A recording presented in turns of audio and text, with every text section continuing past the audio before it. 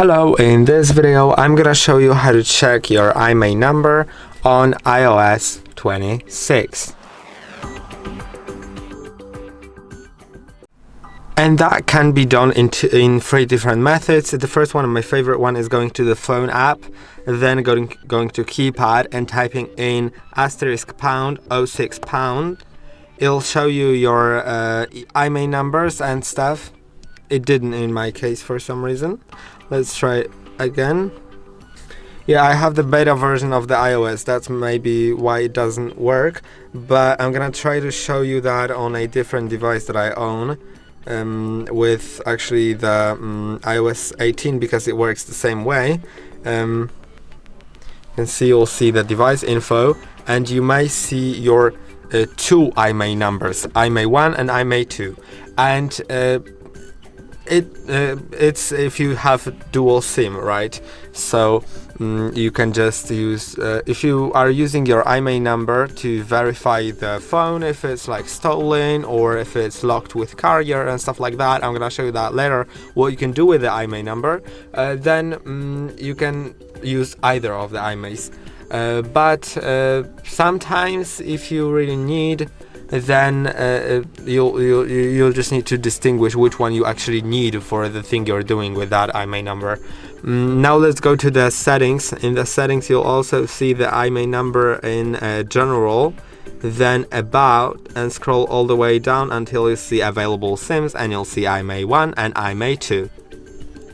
Now the last thing, I think the last method is on the box.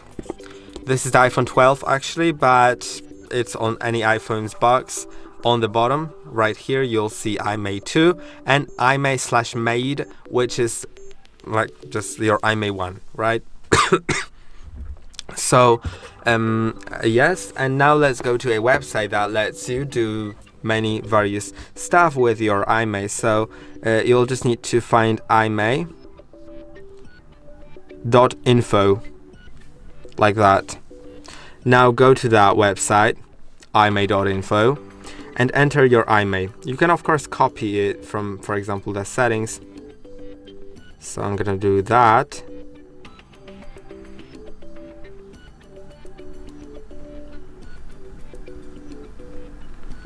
Then press in the field, just click on paste. It didn't really paste with all the digits because it added the spaces, which I need to remove because this website doesn't accept the spaces. So what I'm gonna do is just go here. Okay, it's missing 1 and 9 at the end. So let's check the IMEI now. And in a moment it'll show me basic data about my device, but also if I scroll down, then I'll see different things. I'm just gonna watch a short ad and get back to you. Okay, it'll take just 4 seconds. And yes, if you scroll down, then you'll have different advanced checks that you can do, or basic checks. The basic ones are for free. The advanced ones are paid, but it doesn't really it isn't really a big a big price, and I think it's worth it, especially if you're getting a used phone. Then you can ask that seller to give you the IMEI number using either of the methods, and then you can enter the IMEI number into like this IMEI.info website to first of all see if it's actually this iPhone, if it shows that the one that you're buying, to verify they've given you the correct IMEI number. And that it's actually an iPhone, not a scam phone.